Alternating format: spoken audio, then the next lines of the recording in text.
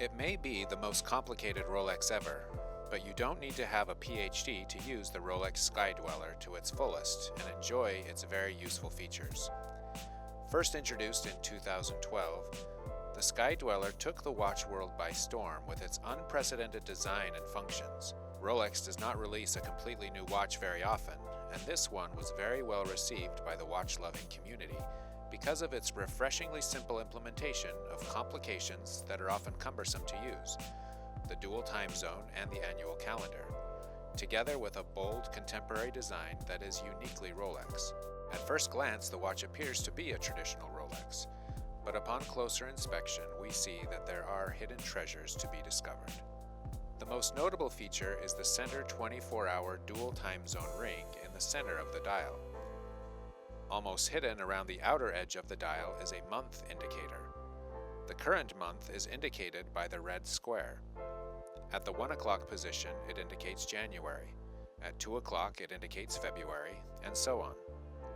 The watch knows which months have 30 days and which have 31 days, minimizing the times you need to manually set the date. February is the only exception. Frequent travelers can agree that a dual time zone is a useful feature. With the Sky Dweller, all complications are set by rotating the bezel to one of its 4 positions. Rolex calls this unique setting bezel the Ring Command Bezel. The screw-down crown works the same as with other Rolex watches. Unscrew the crown towards you until the crown pops free of the threads. The crown is now in winding position to manually wind the watch. Now pull the crown out to its second and last stop. First, we are going to set the reference or home time. To do this, rotate the bezel all the way counterclockwise, 3 clicks. We are going to call this position 3. As we turn the crown, we are setting the home time. This is displayed by the disc marked with 24 hours.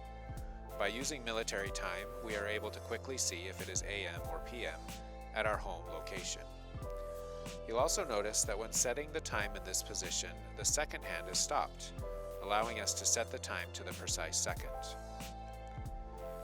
Turn the Ring Command Bezel 1 click clockwise, and we are now in position 2. This position is used to set the local time, which is shown by the standard center hour hand. The date under the magnifier will change when the local time reaches midnight. Next, turn the bezel 1 more click clockwise, and we are in position 1. This allows the setting of the date forwards or backwards. Setting the date before the 1st or beyond the 31st will change the month correspondingly. Lastly, we turn the bezel clockwise to the final position, position 0. In this position, all settings are locked and turning the crown does not change any of the settings. This is the Ring Command's neutral position. If you didn't catch that the first time, don't worry, we'll give you an example. Let's say you live in Los Angeles and you have traveled to Paris. The current time in Los Angeles is your home time as indicated on the central 24-hour ring. Remember, the home time is set using position 3 on the Ring Command Bezel. At the moment, the local time displayed by the hands and the home time displayed on the central ring are both displaying the same time.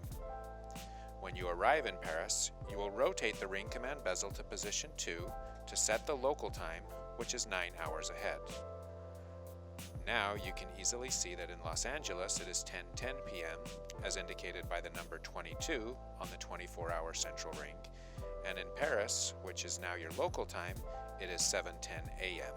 The integration of the Ring Command into the bezel, together with the screw-down crown, makes not only a very robust annual calendar, but one that is intuitive to use and easy to live with. This is one of the rare watches that doesn't require one to consult the owner's manual every time one attempts to use its complications.